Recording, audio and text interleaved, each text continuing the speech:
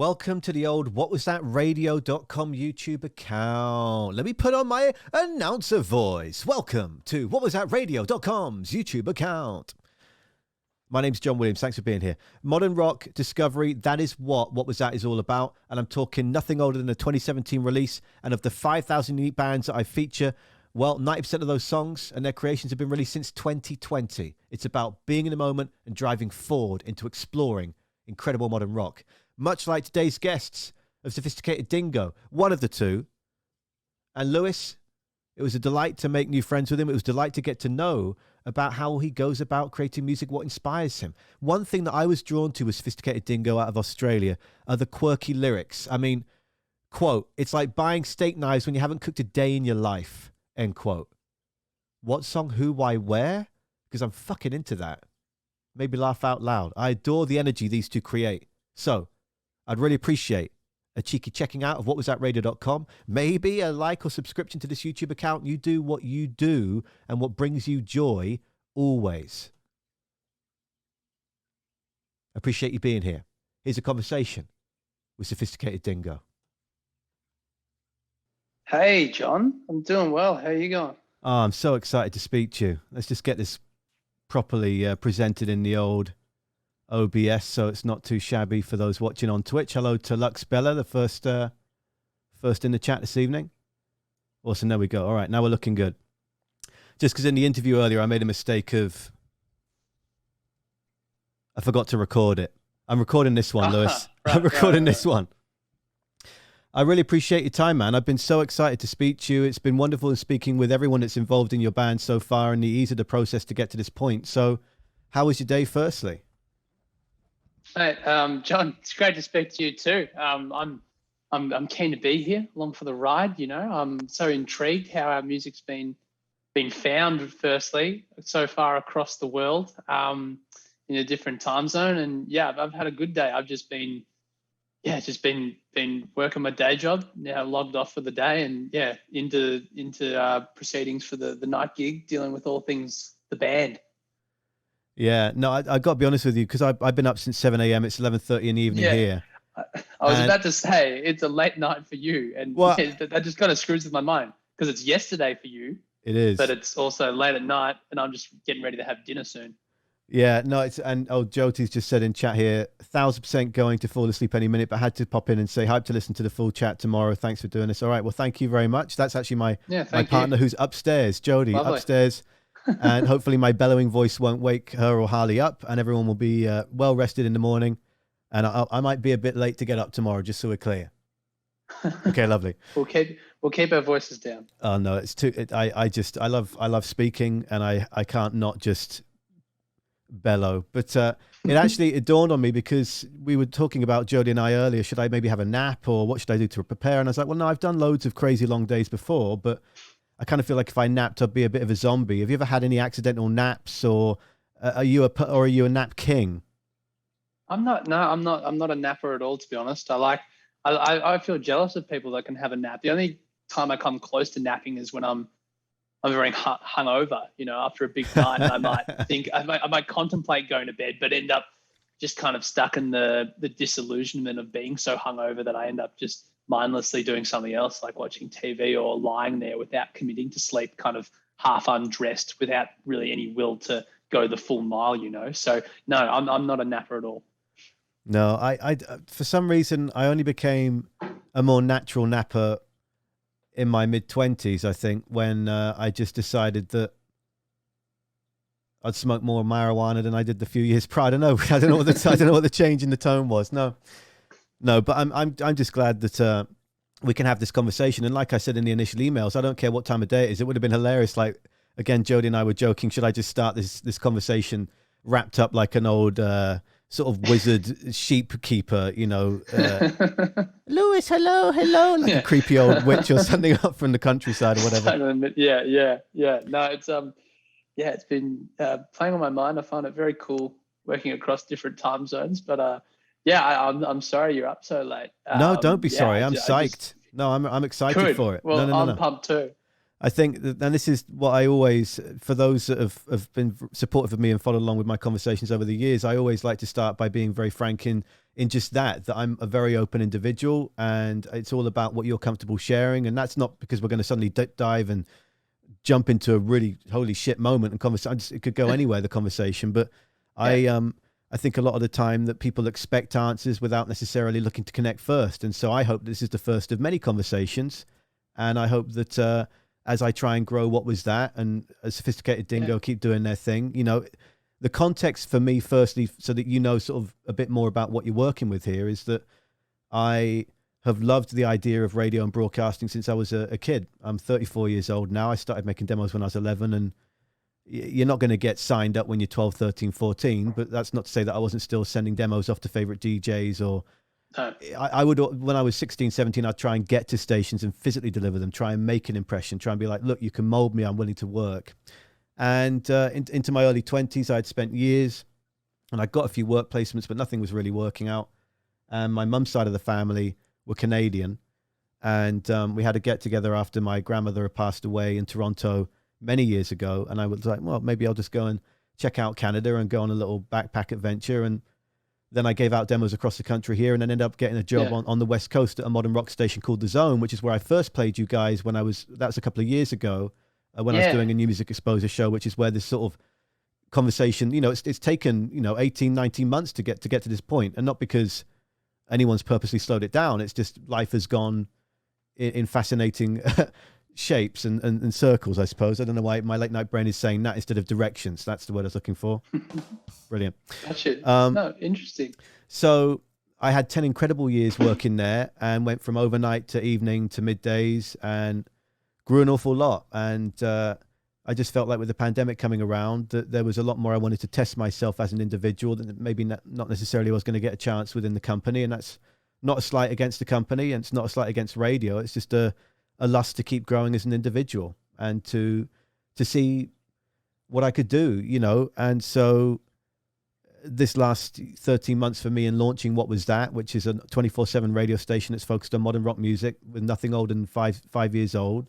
We bend the rules to 7 years for the subscriber hour when the subscribers get to choose their own music. But for the most part, it's what's out each week. There's about 100 to 200 songs a week that are getting added into the algorithm and rotation for the playlist. Yeah, right. And so it's the offshoot of the podcast, and then an arts academy that is everything that is through subscribers. If you sign up for $7 a month or $84 for the year, I split everything 50-50, and half of that goes into the foundation. And then that's what pays out to the arts academy, which is helping musicians in town who are teachers that couldn't get as much work.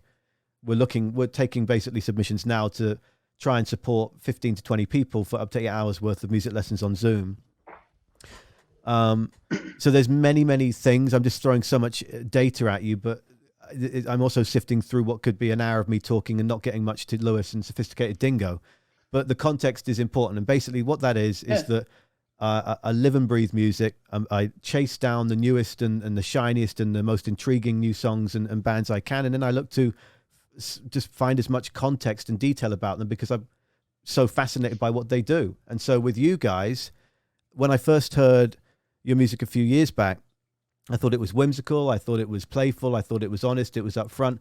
And most importantly, it was solid as shit. It was, well, that's not quite the right phrase to use, but it's 11:30 PM one for me. But I think that's great. That sounds colloquial and Australian. I like that. It's authentic and it speaks to me. So that's why I'm excited to finally talk to you. And there's a little bit of context there about me, but we can dive more into you a bit more.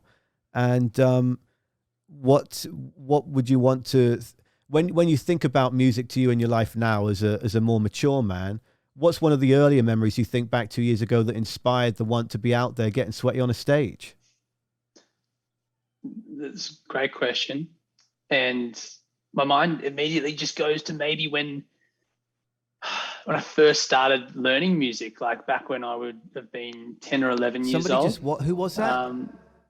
How'd you pronounce that? Sorry, I've got some feedback in my ears. I don't know. Yeah, that was because we've just had a wonderful new follower called Peen Train on the Twitch channel. Oh, fantastic. Yeah, thank you, Peen. Sorry, I'm new to this world. I'm not a streamer or anything, but no, I've got the gist of it now. All right, this is only the second stream I've done with What Was That, but Yeah, I've been experimenting with it for a little bit, but sorry to interrupt that. I'll mute No, those. no, no, fine. I understand it now. We can keep them coming through and we'll celebrate them more. But what I was saying is, yeah, I go back to immediately when I would have started learning music, which would have been around 10 or 11 years old. And it might have, like, this memory I'm thinking of might coincide with the want to actually start learning guitar, which was the first thing, tangible thing I started learning and saying I wanted to commit myself somewhat to music. It might have been before that or just after I'd started. But all I remember is finding these music DVDs. We have these stores like in Australia, in Melbourne, called JB Hi-Fi and Sanity.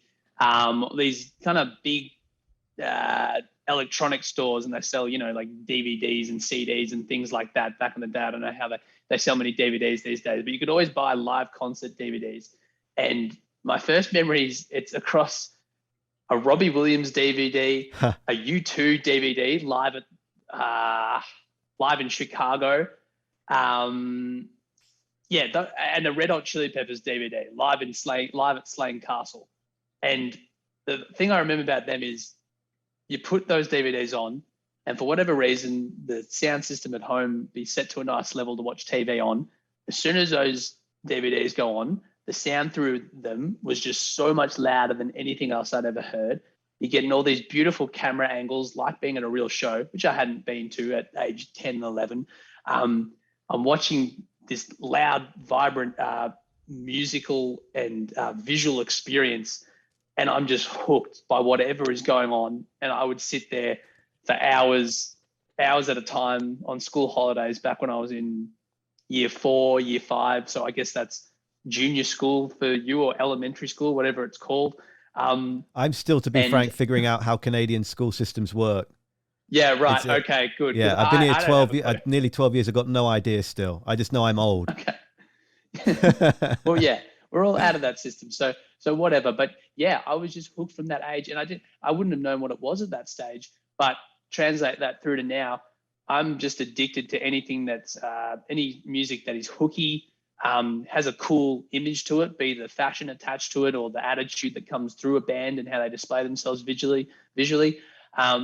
So I think what I was attached to was just the raw entertainment and kind of branding side of the music and the sound that comes through that, the identity of a band. And I've always been obsessed with bands rather than just a musician. I love the idea of the group entity that comes on the stage with a band. So I was hooked from immediately to that. It's fascinating though. The first artist you mentioned in that pile of DVDs that you watched was Robbie Williams. Yes. I love Robbie. And was it like by chance live at Nebworth or anything like that? Yes, that's the one. That's the one. Live at Nebworth. It's just a classic. Isn't it? It's amazing. And I would see, if I was a bit older and getting into music, I wouldn't have let myself be caught dead going to Robbie Williams as the first place to go as a teenage boy growing up in Australia. I wouldn't have done that. But as a primary school student, I was hooked on it. I think Robbie Williams has some of the catchiest. At that stage, they had some attitude. I thought, as a young 10-year-old boy, I thought these songs have some attitude. He swears. It was my first intro to kind of people being sexual. It was, I've always been hooked on, and I think to this day those songs are great. I think there's one, if you put on the Robbie Williams greatest hits compilation that would have come out, around that time, 2004 or something, I'd probably listen to it and remember the order of the songs, like the feelings that I'd get from that. I've listened to that thing back to front so many times, and I'm sure it's affected my songwriting and what I naturally am drawn to when I'm listening and creating music now. We got to be careful here because we could really we could fall into a Robbie Williams trap.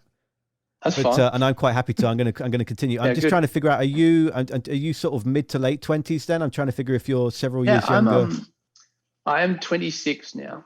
Yeah, okay. Because for me, then I'm 4, 5, 6, 7. I'm 8 years older. So that greatest hits Robbie Williams. My dad and I mean, my earliest memories of music is my dad singing. He's got this really baritone.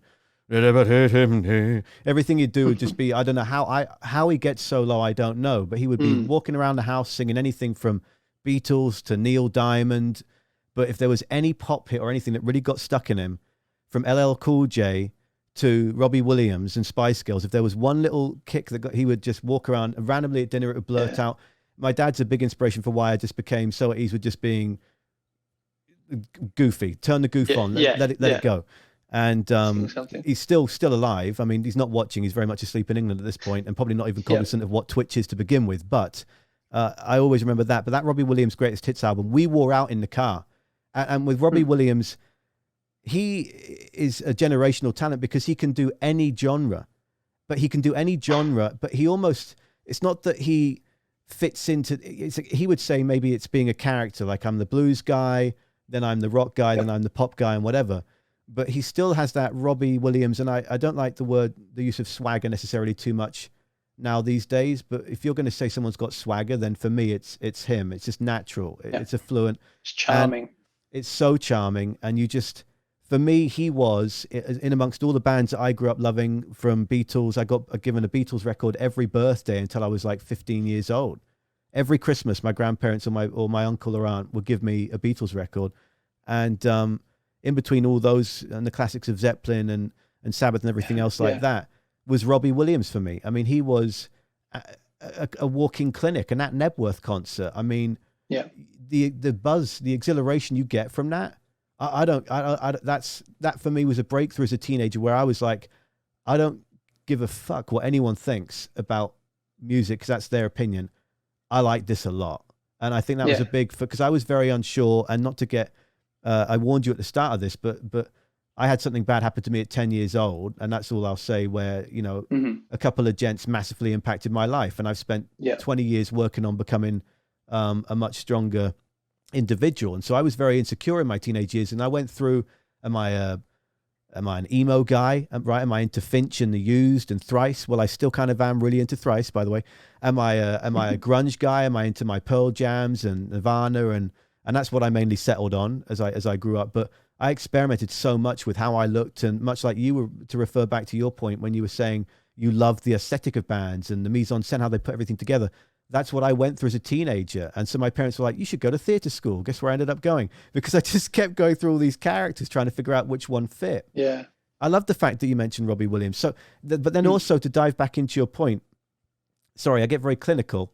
You mentioned U2, right? U2 and the Chili Peppers. Well, the Chili Peppers, one of the most scandalous live bands of all time, and U2, one of the most business-like bands of all time, with the way they split it. So I find it fascinating that we skip forward all these years later to Sophisticated Dingo. There's two of you. So did you experiment with more people? Did it shake down to two, or did you just have did you just have that lock of a friendship that you're like, it's just you and me, man. We're going for it. Let's go, Jimmy. Jimmy and I, we did play in another band. So Jimmy and I went to high school together. I've known Jimmy since we were both 12 when we started high school and first met each other. And then it would have been when we were in year 10, which is the third last year in your high school journey. We started the band together because we both played music, and we had other friends that we played with, and we were in a 5-piece band. It's called Barcelos, and you can look it up on Spotify and find all those tunes. It's actually Jimmy was the lead singer of that band, and I played with rhythm and lead guitar. There was another guitarist in there, and we'd play together in that. And so we went on with that, and we pushed through past school. We were quite determined, and we always wrote together and gigged and did all the things bands do.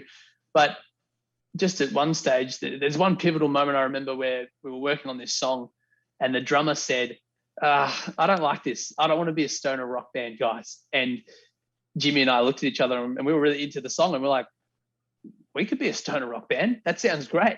Fast forward a bit, we never became a stoner rock band. But from that point, I started sending Jimmy ideas, just guitar and me mumbling some lyrical ideas along to them that were just kind of catchy, trashy, quick pop songs done a bit rough around the edge. And and the thing is, to tie that in, give it some more context, Jimmy and I have always loved, in Australia, there was a big thing that bands, a lot of 2-pieces came out of the woodwork, and they suddenly became really cool around maybe like the early part of the 2010s. Like we're thinking DZ Death Rays, June Rats were originally a 2-piece. Bleeding Knees Club were a 2-piece. These are very cool, like Australian, and this was kind of I guess, I don't know if it was a revival or a renaissance or a real new thing in Australia for guitar bands to come back into the scene,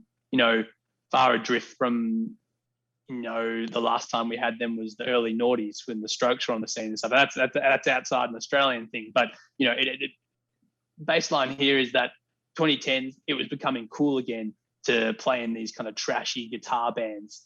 And we were very inspired by that. So we like the idea of being a 2-piece. But drifting away from that, Jimmy and I have always just had this link intrinsically that we're both into the same music. We diverge on our own path slightly to what we like. But when it comes back to what we want to do with Dingo, we both just intrinsically know, like if we'll be working on a song, we know we understand the direction of that song in the broader context of what we want to be doing, how it fits in with the rest of the music we've been playing, how it fits in with our influences that we know we draw on for Dingo. We listen to different music, but we know the influences that we draw on together. So without even speaking about it, myself and Jimmy know what parts we're trying to pick from the world around us and put into a song that we're writing together. And that I think that's the strength as why Dingo and why we have, been able to work together for so long now. And it's really become part of our identity. We understand what sophisticated Dingo is without ever being able to really explain it, I think. Yeah, because it's just you two. It's just that subconscious connection you've got. I mean, I've had wonderful, interesting forays into trying to be in different bands, from ska to rock to metal to all sorts, since I was like 13 years old. I remember when I was 13, my parents flabbergasted that I was getting into a car with my trumpet to go and play in what was clearly a bunch of stoners reggae band, to then being at my friend's house when I'm 18 and he's like, look, our bass player just quit. I need you to play in our death metal band. I'm like, I don't know what fucking bass is. Well, I know what it is. I can't play it. Going to a practice like 2-hour drive away and just standing there and they're like, just play E, just open. We tuned it. Dun, dun, dun. I was like, for 30 minutes? No, guys, just go out and have a cigarette. I don't have time for this. But it's, and so then in my latter years, when a more serious band came together and we were looking for people and you're not interviewing, sorry, you're trying out, or then someone fits and they hang around for a bit and they're like, well, this is more of like a drinking thing for me. Not you guys just tell me what to write, And then we shook down to a 3-piece with the band that I used to be in. And because you have that connection. And then when you're writing, it's like, I've read so many different things about your songs and how you've created them. And when you've got that connection, you just know. And then when you're talking about the live version of Day in the Life recently, you're saying we've added this extra bit at the end, we're experimenting now. That's what I then find fascinating, is once you've got that connection and you're saying publicly, well, look, we're trying these new things. What angles are you taking with that? And is it new territory where you're mixing up the writing process that you've had so far? How does it differentiate? Yeah, that's or is it born out of isolation and just like, fuck, I want to get some new toys and play? Well, I've always my writing's always been driven somewhat on the guitar side of things by the effects pedals that I use. A new effects pedal can really shift songwriting up again. It really bring songs that I didn't know were buried inside us, like to life. But that example you give of the Day in the Life video, the live video, so when we originally wrote the song, it always had that live outro that we will play live and features on that video. It always had that, but it's been a more conscious effort when we got into the studio to think, okay, here's the song. We're a live band and we write for the vision of us and the experience of us being on stage, and what's gonna, what we think is essentially always the biggest, and what gets the biggest reaction from an audience, or gives the audience the most when you're writing a song. Because I think that's what's good about music. It's something you can really buy into. And when I watch a band, I really want to have that moment where I'm like, yeah, I'm in this, and that's what hooks me into a band. So that's what we want to write. But then taking it to the studio, just we try to take an attitude of, let's shift that. We've got the song that we want to play live, but where can we, make it most convincing purely as a studio version? something that you hear on radio. And, you know, we just experimented with a few things and found that, you know, a hard cut pre that outro works really well as kind of leaves a bit of tension in the song and something that's unresolved that kind of sounds good if it's on radio and, you know, the song just cuts there, leaves people going, what was that? You know, who was that band? So, I like that phrase. Yeah, well, thank you. But at the same time, no, what was that? I was being facetious about myself. Then what was that? What was that? Sorry, I missed exactly what was. No, because I'm interrupting your brilliant share. That is good. No, that is cheeky. Good. Yeah, completely intentional. Yeah, but then, you know, one thing that's hard is when you love a song so much and we love that outro so much, how we've always been playing it. When we decide, you know, it took a lot for me and Jimmy, and I'll be honest, it's more, I think, me with a pretty cutthroat willingness to be like, can see the difference between, say, a studio version song and a live song, why they can be different and exist in the different worlds. Where Jimmy definitely wanted to hang on to that outro a bit more than me, but to his credit, you know, he was willing to go with it because he understands what we want to do as a band, and that was going to be a good idea, and it has worked out well. That it, you know, it really works well on radio to not have that outro. But to tie this all back, that's the kind of thought process that led to having that outro, and I think it's really effective. You know, we're just working on a video clip at the moment for our new song "Wasted," and that actually has an extended outro that doesn't feature on the single version that we've released. So, you know, I'm looking forward to showing the video clip featuring, the longer version of the song. I think that's going to be great. Well, and it's pretty clear to me then that it's very clinical how you go about the process, because you don't need to blow your load all at once, you know, and it's all these, this is what I like about all the small increments that you can add to things that add that extra texture and flavor to the release and to the journey of the Dingo in the first place. I'm just going to go with the short case because you've done it 3 times, the Dingo, but it's all part of the story, because you've been very clever you've been very sure, I think is a better word, of the process. You know, I've spoken with artists in the last few months that feel they've got to release a song every 2 weeks for 16 weeks, and then maybe there's a record, or 8 and then there's a break, or 4 that is an EP. Whereas across the last couple and a half years, it's been a more, it's not been, because it's fascinating when, I mean, I discovered you from Triple J. So like because I've been listening to radio around the world for over 25 years, and I've always loved and adored the way that Australia does media, man. It is so open. It's at times it just seems scandalous from afar. I appreciate that Australian media, for the most part. I know there's carbon copies and every circuit's got it, but certainly from the DJs that I've seen, or the VJs that I've seen, even to the newscasters and weather reporters, there are some really fantastic and entertaining and connected and passionate broadcasters over there. So I've always followed that a lot. And that's where I came across you, through their discovery program. And so it's just, what's your approach been to that music? And with the other EP, you know, that's 2018, and the new single, you know, which has been out since the 21st. How many days? You know, so how'd you go about planning it? Is that taking the experience of prior, to get to my point of the question here? Is that taking the experience prior and being like, okay, very concerned and effective release? I can take this back to, you know, I can go through and explain. There's 2 sides of it. The fact that, you know, we had an EP out in 2018 and then didn't have a song out in 2019 and waited until 2020 to release a follow-up EP. And then since then, you know, have continued to release songs this year. You know, I can explain that as being a very organic reasoning behind that. But at the same time, I can go through it and definitely agree with you that we are very methodical, and it's always been like that. I think when we started the band back in 2016, it was associated with rolling around with other bands that were really trying to think about their release plans, and, you know, watching some of these bands roll them out and get a bit of traction, you know, it was like, okay, this is maybe the way to go about it. Whereas in the past, you know, the bands, there hadn't been any real thought to it. It was just kind of write music and then work it out from there, which I think you talk to enough artists, that doesn't work. and it hasn't for us. So we've always been concerned with putting, as much effort as we do into the songwriting, which is a hell of a lot, into the actual release of the music. So, that 2018 EP, that was written and recorded. It was recorded rather at the start of 2017.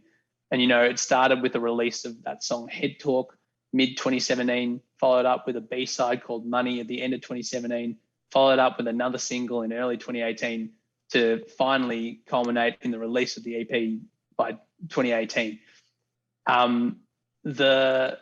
The gap of doing nothing in 2019 and then into 2020 was waiting until 2020 was just the fact that I was burnt out after that first EP, probably because I put so much effort of my own time and thought and being into this band and really wanting it to kind of, I guess, to be honest, blow up on, more than that EP could ever allow us to blow up. I look back and listen to that EP and I like it. I love those songs on it. But in comparison to our second EP, How's the Carry On, that we put out last year in 2020, I adore How's the Carry On far more than I do our first EP. Tastes Just Like the Real Thing, purely because of the experience I had having cleared my head and coming into 2020, the process we went through to write, record that, and then release it. It was a very enjoyable experience, and it reaped more rewards because of that headspace, I think. So yeah, the gaps between releases have actually been very organic, but that's not to say we're never going to be a band, I think, that releases a song every 2 weeks. We're going to give, we're going to release a single, and we're going to try and do all the groundwork to make sure we have, we've got the video clip, we've got the live version, we've got the tour booked, without COVID, that'll be another part of the plan. And we'll try and get as many runs on the board as we can off the back of a release, because, we're a self-funded indie band. What's the point of, in my opinion, putting out a song and, not getting in enough, as much reward as you can for that song, and just moving on to the next release? I mean, sure, it's you can go the other way as well, and there's nothing wrong with that. You write a whole heap of songs and you put them out, you move on to the next thing. As an artist, that can work too. But, with Dingo, I love the songs we put out, and I can really distance myself, and Jimmy can too, from each release to release. And I think we are growing with each release.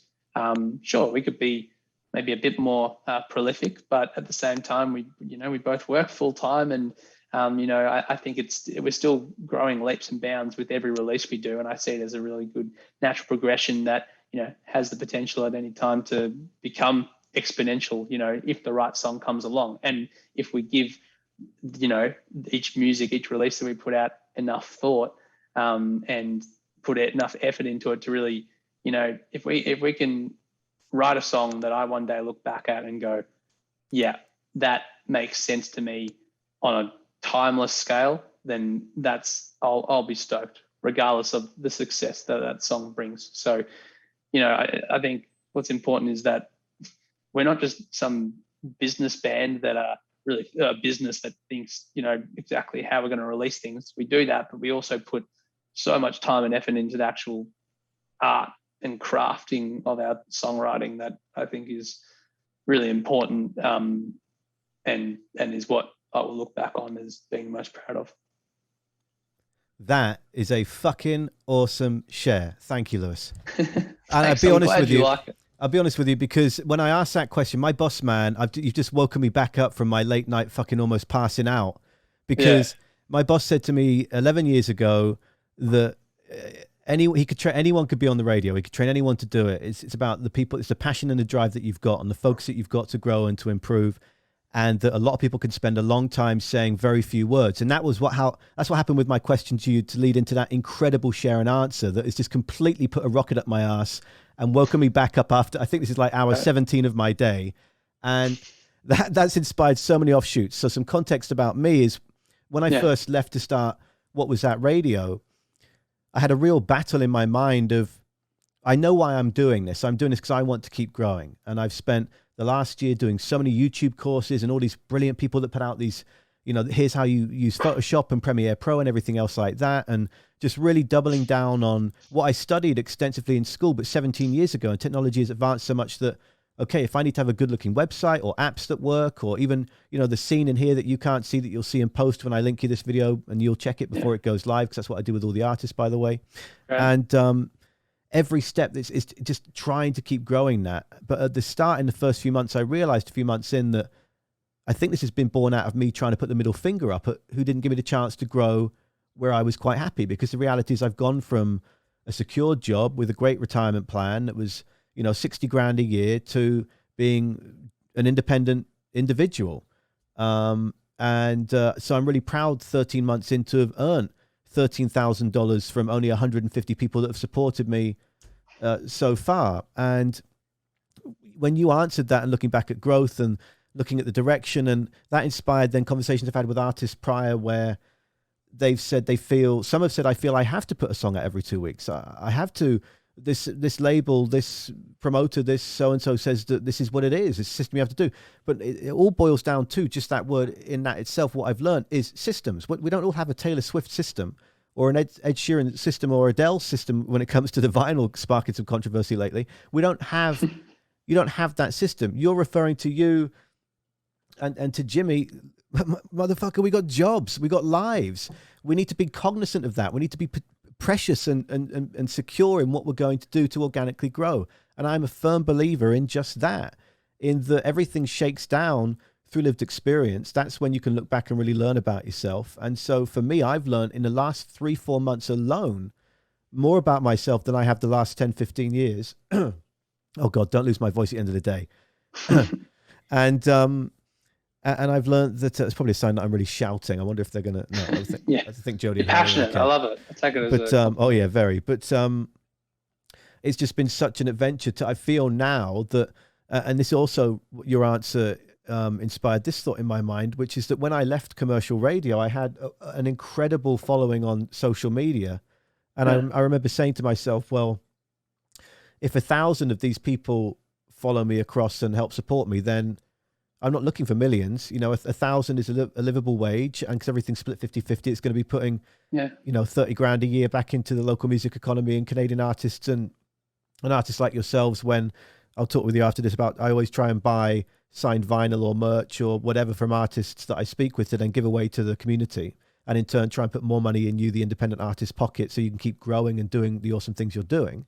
And just little bits like that. But so it just, there's so many thoughts that you've inspired. It's just, you've got to go back to that main point here, you've got to be purposeful, and at the same time, it's one step at a time.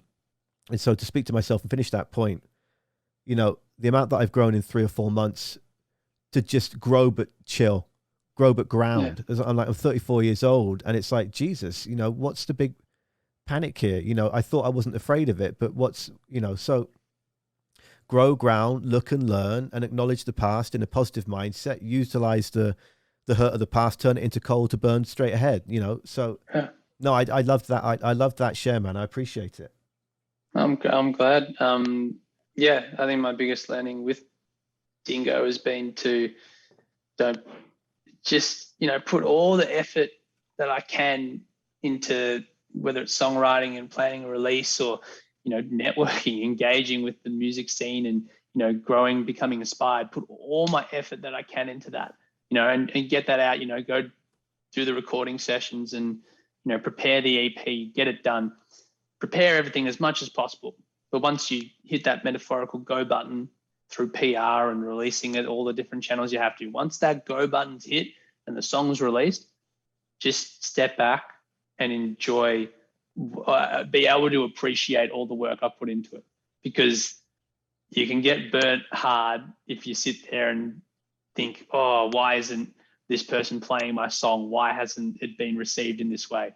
That's completely out of my control once that go button's been pushed. So it's just about appreciating all the effort that you did or didn't put in, and understanding, what you had to control rather than the results that are then out of your hands. So that's really helped me, and that's a huge learning that I'll take with me, for the rest of my life. And it's constant reminders, for as much as I pride myself in staying grounded and staying at ease with it, every day there might be a sudden, little test, little check. Are you sure you're settled in that, And that's the beauty of life as well, though. It's the constant challenge.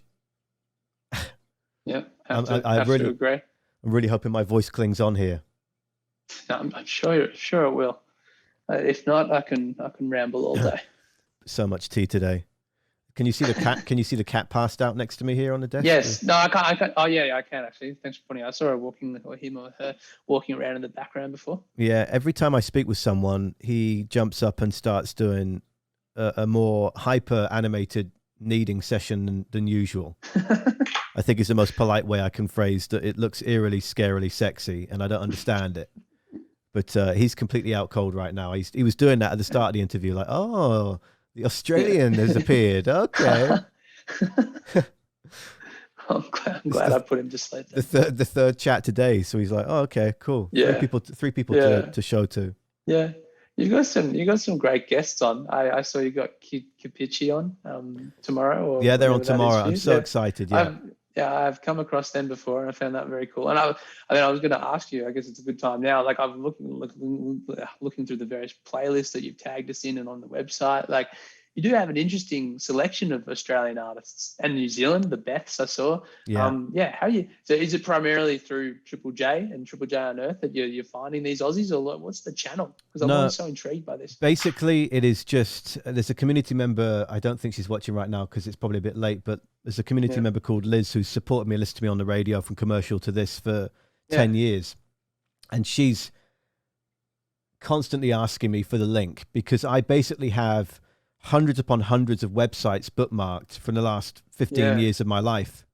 And I'm talking everywhere from quirky, really strange Norwegian punk websites to underground German to, random music bloggers in Leeds. And just, that's why I think a lot of the time the industry is scared to, it's always a race to be first. Commercial radio, who's the first people that played you. And I think a lot of stations, I understand it from a chest up and puffed out standpoint of like, we're the first station in North America to play your band, and as a band that would be so fucking cool that someone did it. And I totally get it, but sometimes it gets a bit too masculine and overbearing. And so for me, my point is that I have no qualms if you go through the website with me. It's growing, yes, but whenever I'm referencing if I get a quote from you, for example, from another blog, I don't hide. Like, you see all these blogs that just copy and paste and don't credit the original people. So I've just spent 15 years just networking and just making friends with random bloggers and random bands that have become friends. And then in turn, I get fed all these really quirky bands. I mean, I was speaking with a band called Softcoat a few days ago, a couple of twin sisters from Kitchener, Ontario, on the other side of this country that are this shoegaze grunge inspired band that are so cool.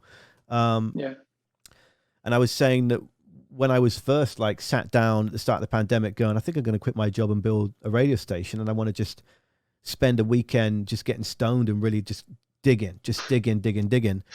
And I found 25, 30 Norwegian bands that are blowing my mind. Like I was actually saving this for later on in the conversation to recommend to you a band called Combos. Have you heard of them before?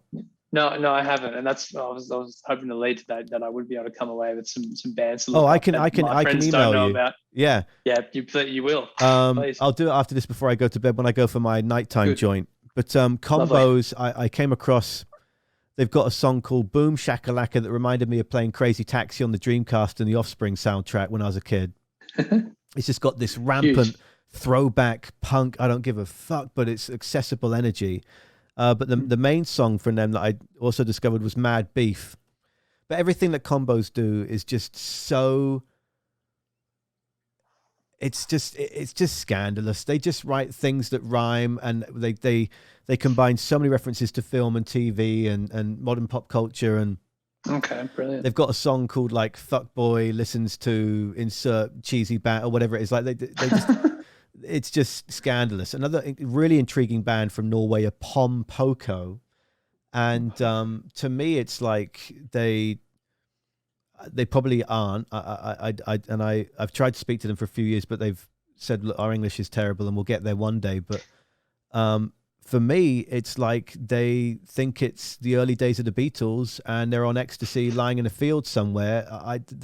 The tones they get out of a guitar is extraordinary. It's like this real throwback 60s, 70s production. Everything's very refined and in its place. Crazy panning, crazy landscape, the way they build the wall of sound in some areas. Yeah. And the songs can be so pretty and wonderful, and then they just smack you with this break. But it's always produced very refined. So it's not like when you were saying you put that DVD on earlier, the start of the conversation, where you're like, this is audibly louder and shocking. It's just really refined and clever. Okay. Man, Norway bands. There's a band called Barren Womb, who are a punk band that remind me of like old school CKY with 96 Bitter Beings. Right. Did you ever play the Tony Hawk's skating game? Yeah. Do you know 96 Quite Bitter Beings? Boom. No, I don't. It was the one that went do da da boom do da da da da da da dum dum da dum da da dum da dum. I'd have to look it after this. I'm sorry. I'm an honest man. I don't. No, I appreciate it. No, I'd rather you say that than give me the look that's got the eyes that say I'm fucking lying. Yeah. So it's just so many blogs, Lewis. It's just looking through so many blogs, and then the other thing I do, like with you, and that's how I learned of some of the bands that you were just telling me about. How do I know about them? Well, then I go through, well, who have they toured with? Who have they coerced with on social media? Who are they connected with? And then it just leads to, from one band, you could find 30. You just got to put the time into it. Yeah. No, brilliant. It's I'm with you. It's a labor of love. And then I'm going to shortcut it all because I'm going to get you to email me a heap of stuff. No, absolutely will do. That'd be great. And what was the link to finding us? Well, initially, that Triple J and then a few blogs that picked you up. I think I had a few open here, but I shut them at the start of it. All good. Because I just like to shout out the writers. Don't have to dive into it, but no, that's very good. But the first one was I had to go backwards. It wasn't Taste Just Like. That wasn't what I came across first. It was Don't Wanna Be, What's Going On, Vultures. Those were the main three that I came across first. Yeah. And obviously Day in the Life EP. I played the shit out of those in building before. You know, when I was first putting together like the first 30 songs of the station, and I know I'm just one human, for God's sake, and there's billions of us here, and what was that is there for people to organically discover, and I know that I know where I can get to in 15 years, and it's year one, so we're all good. You know, it's slow organic growth from conversations and the people that might be wonderfully listening or watching now or in the future. Yep. When I was first building the playlist, it was because of being in modern rock radio for 10 years. And I think the best way I can sum this up is by saying, when you've got a song like Smells Like Teen Spirit or Black Hole Sun or Even Flow, even something like Cage Elephant and Ain't No Rest for the Wicked, and that fabulous debut album from them. Classic. When you've got a song like that, now you've got that 90s classic, that early 2000s classic. For me, you play that once every 4 or 5 days, and it's a different time of the day every time. Keep it sparkle in the mainstream. Release a few more spots for newer artists if you're a modern rock station.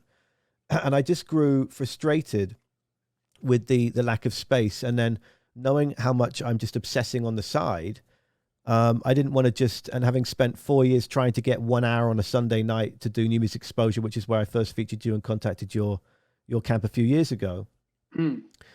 That's why I was just like, do you know what? It's a pandemic. The whole world's going to go fucking sideways right now. Let's take a plunge. My family, we had a rough go when I was a teenager, and I know what it's like to not have a house for a little bit and have the support of family to make sure you've got shelter. And I'm not scared of failing. And so when I was I'll get to the point, when I was first building the first hour of music, I was like, well, Day in the Life's got to be in there.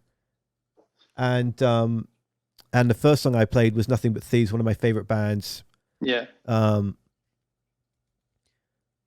Just because and it's like someone was saying to me earlier in another conversation I was having, how do we approach politics? Do I approach politics on the air or anything like that? I let the artists do the talking. I let them share their stories, because I find that for the most part, the music I'm finding, I feel is authentic and it's not forced. And we've all got our own bullshit meters. And so, you might hear Sophisticated Dingo 1 second, clipping the next. I mean, it's built around modern rock and modern alternative, but sometimes you just got to make way for a song that is truly gripping, no matter what genre it is. So it's just not. It's just so wonderful to have that freedom, even though it's just me in mine and my partner's living room. I mean, I moved in with her nearly a year ago in her living room, in our living room. This is it, you know. Yeah, no, brilliant, and thank you for. I'm glad we struck a chord with you, and that you want to include us in your playlist. It's very much appreciated, and yeah, I can't wait eventually to, you know, that's one thing I want to do before, you know, wherever music takes me. I do want to, you know, venture outside. We've started venturing outside our home state here in Australia, in Victoria, Australia, but, you know, want to go further and venture off to other countries. And yeah, the US and Canada are topping that list. I just need to know where to go, and it's looking like Canada is you know, through things like this, is the first place I want to hit. Well, I mean, I'm in Victoria on Vancouver Island, so Victoria to Victoria. Oh, there you go. Well, that's a good link. Yeah, this is the floor that you'd be sleeping on. Yeah, done. I think. Yeah, easy. Save the hotel fee. Yeah, you just got to put up with the cat needing you in the night. That's fine. That's fine by me, as long as we can get some punters to the venue. Very happy to sleep on the floor. But what does the landscape look like over there in Oz right now? And are you gearing up to try and play? And yeah, it's coming back. We've had a shotgun run of it the last year and a half, over a year and a half. It's coming up to 2 years, and 2 years in March next year, and since everything pretty much shut down. You know, because what we've been impacted by is very, very tough border and basically social movement restrictions, you know, to prevent the spread of COVID throughout Australia.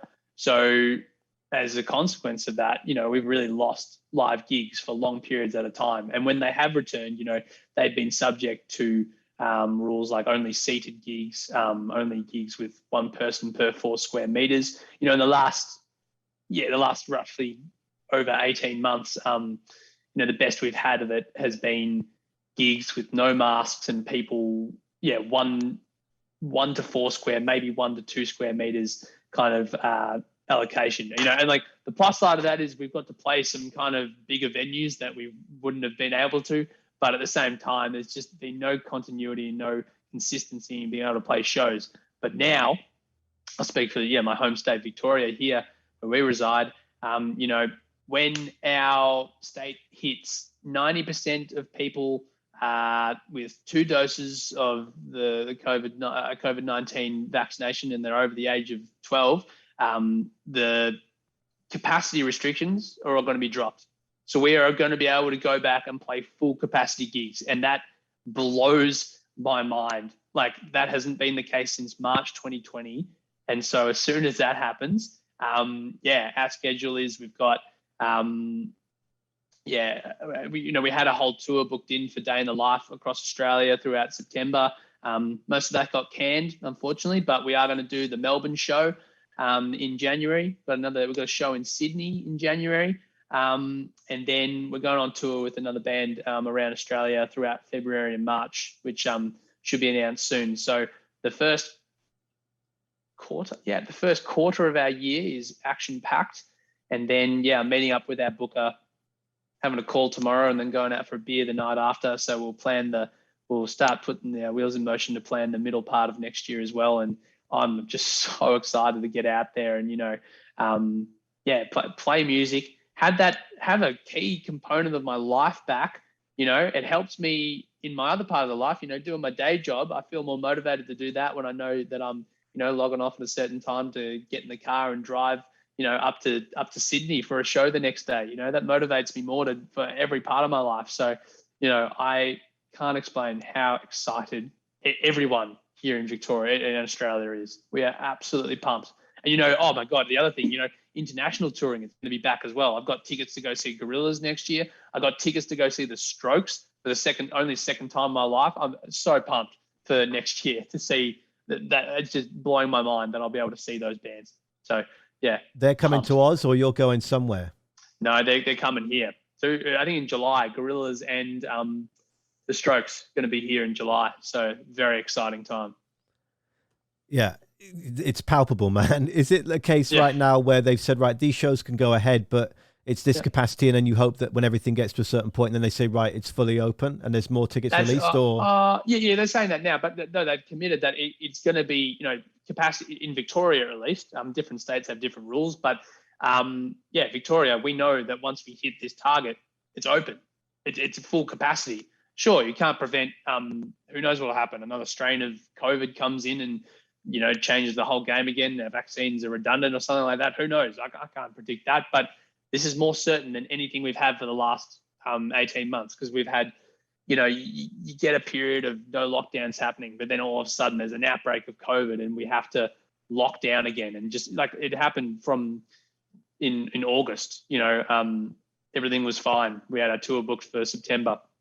Next minute, we're locked down, and we've been locked down since August right through to just a couple of weeks ago. This is the second longest lockdown that we've had. And Victoria is the most locked down city in all the world.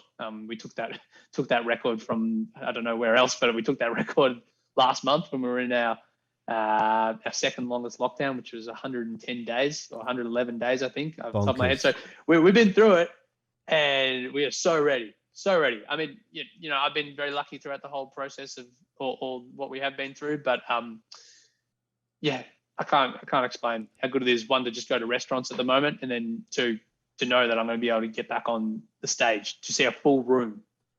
It's going to be exciting. What was the venue when you realized you could do it again? You were like, shit, we're going, bam. Like, and this is a two-pronger, one for you to play and one for you to go as just a music lover. Us to play. Well, I want to play the Corner Hotel here in Melbourne at full capacity. We've done it a few times. It's a big bucket list venue for us this year, but we've done it at reduced capacity. So I want to get there one day. First thing, I want to support a band playing at full capacity there. And then one day when we have that song or that album, I want to headline that room and sell it out. Then to see, venue-wise, let's just for the sake of something different, because I'd say the Corner Hotel as well. It's the best venue in Australia, possibly the world. But I'd say, let's just say the Sydney Mire Music Bowl here in Melbourne, just because that can fit however many tens of thousand people, and I'd love to see that packed with people. I can't explain. I've been so jealous of seeing festivals, I think mainly in the UK, and they're just packed, shoulder to shoulder, people there, and I'm here tearing my hair out going, how is it possible? So yeah, I want to see that. And what makes the first venue the greatest in the world, in your opinion? And what size Corner cap Hotel. Is it again?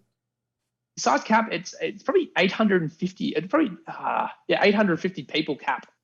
It's just iconic. It's been having band. I don't know when it started here in Australia, but it's that middle ground between, it's not a new venue, so it doesn't have that new carpet smell or like everything's kind of yet to be worn in. But then it's not really lo-fi. It's not a dive bar by any extent, It's a good pub with good, just go there for a beer and a feed. But then you really go there for the shows. I think it's just the shows that I've seen there. Like, God, who have I seen there that's been, I can't even think off the top of my head who's my favorite shows that I've seen there, but it's something about it. There's it's a venue you love despite its inadequacies. E.g., there's this huge pole that's essential for the holding up the structural integrity of this venue, just very inconveniently located right in the middle of the room. So you don't want to get caught behind it, but it's part of the charm that you'll be in the audience and think, oh, I'm too far back. Oh, look, there's some space over there. You go there, you're suddenly standing behind a pole that's like wider than your whole body, and you're like, oh, I can't see the band now. But yeah, I think it's just, I want to get back there. And playing on that stage was one of the more special experiences. And I got to do it 4 times this year, which was bloody awesome. This year alone? Yes, because across 2 different nights, we've supported a band called Press Club. Here's the recommendations. They're brilliant Press Club. Yeah, there you go. You're already across them. Great. So we supported Press Club, and they had 2 shows in a night. We've had a lot of those here in Australia, where you do an early show and you do a late show. So it's a different experience, but it's a bit of fun. So we did that one night, and then we supported another band called Betty Ray's. They're from Brisbane, and they were down on their, I think, a single tour. And yeah, they did the same thing. Yeah, so it was just across 2 months. We had 2 nights there at the Corner Hotel and 4 different shows, and yeah, brilliant. And Playing to sold out audiences. like an all ages one in the earlier one, or was it just both 19, 18 plus? No. What? Yeah, just both. Yeah, both 18 plus nights, those shows. Yeah. Yeah, those 2 bands are so flipping cool as well. Did you know them prior to those? Was that like how did that come to be? No, we didn't know them prior to it. I mean, Press Club. No, I didn't know them prior to that. But like, that's the other thing about why those gigs were so great. You know, like just getting to hang out with Press Club. They're all the best and just such great people to talk to. And like, I look forward to coming across them again and getting to go see them, just to go have a chat with them. That's how keen I'd be seeing them again. And then Betty Ray's, that was like, oh my God, we get, you know, that was a funny one, how that gig got set up, because, you know, we were pitched for the support on that tour, and then we knew we were in the running to get the show, and we conveniently were going up to Brizzy for our own show. We did a tour earlier this year with a band called Raised as Wolves. That's one for you to look up. They're a great band. And we were playing in Brizzy, and it was a free show, and I knew we were in the running for this Betty Ray's tour support.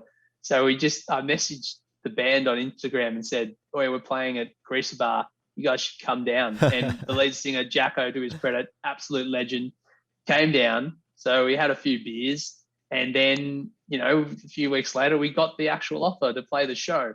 And then, you know, roll into that night, play the show, and we just hit it off. Just got along like a house on fire. And these guys, like, yeah, just like great mates that we don't live in the same state, so we don't see them at all. But you know, when we do get to see them, like, I'm hanging out for the next time we get to meet up with these blokes, because we're just best mates after one night, and can't wait for the next rendezvous. So yeah.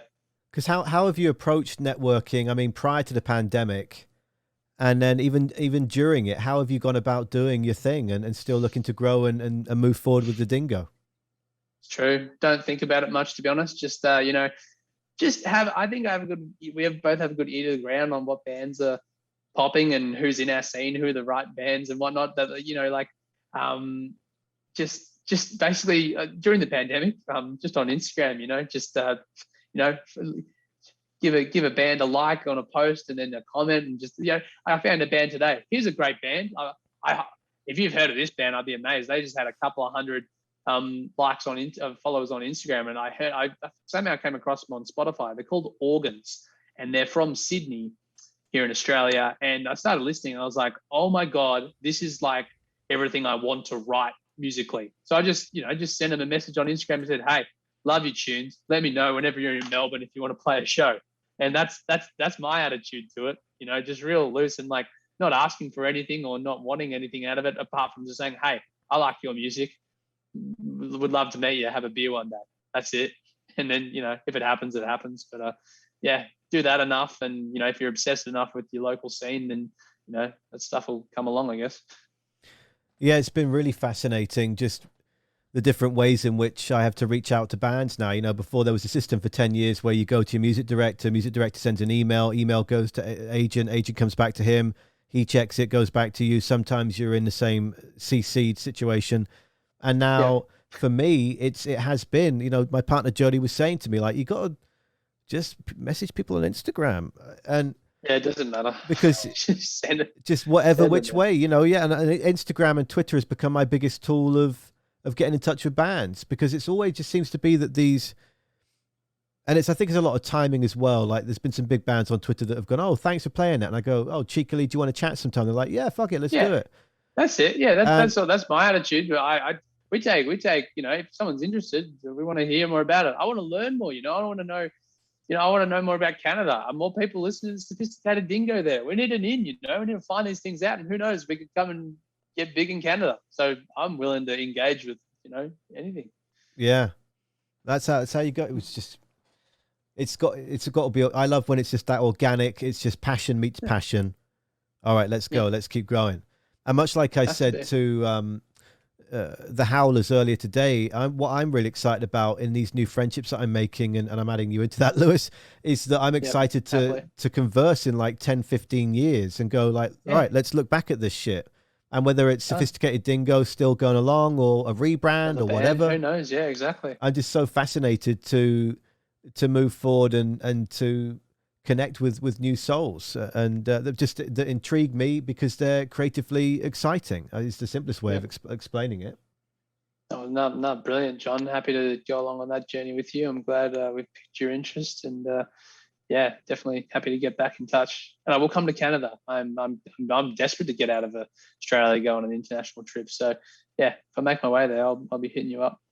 Yeah, it's a vast place, but you know about a vast country. For goodness sake, the Yes, thought of yes, the come thought on. of Australia was like, but I mean, it's just little old England, and then Canada. I think you could fit the UK in British Columbia several times. I think Yes, surely. something Same with bonkers like that. Australia.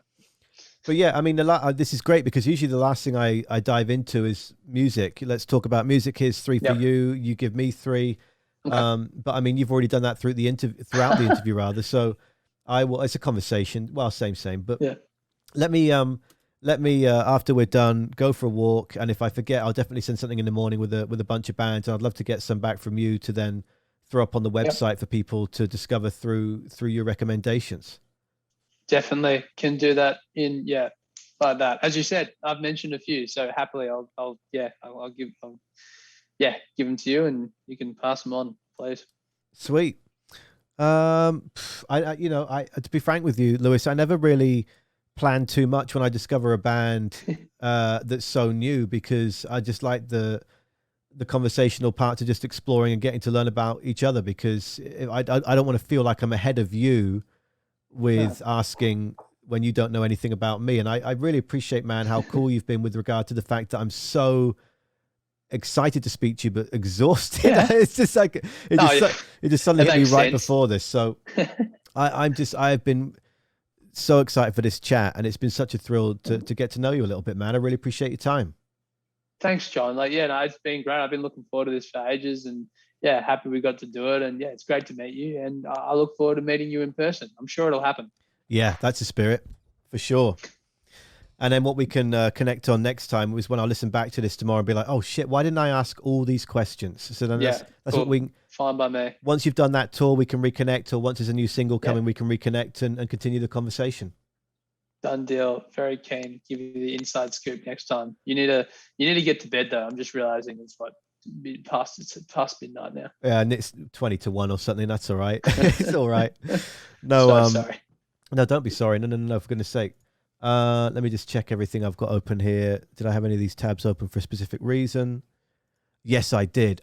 I'm so glad I didn't forget to check this, because in what is going on, I got to tell you, it's like buying steak knives when you've never cooked a day in your life, is what had me just burst out fucking laughing when I first heard the song. That to me is a genius line. Like for me, when I first heard Weezer and the Blue Album and some of the lyrics that Rivers Cuomo comes out with, I was like, this is my kind of comedy. Like this is this is the day in the life, man. It's the day in the life. Sophisticated Dingo blending all these references of your songs together. I don't know if that's a thing or not, but I was just like, that's true. I hadn't thought line. of that, but then when you there you go. No, thank you. That's people like that, and I'm really stoked with it, because I don't know, it was kind of a nothing thing. It was one of those like lines that just came to me. I was on a train going somewhere, and I was like, oh, that's just a funny thing to say, but then also it's it makes sense. It's got a deeper meaning. It's like why do you need to put I don't know. I hate that shit. People just, I don't know. I'm wary of trying to get obsessed with something without knowing I love it. That's why I love the fact that like I started playing guitar, and that was part of me, and I was into music, and I knew that I was on a path to get into music before I said.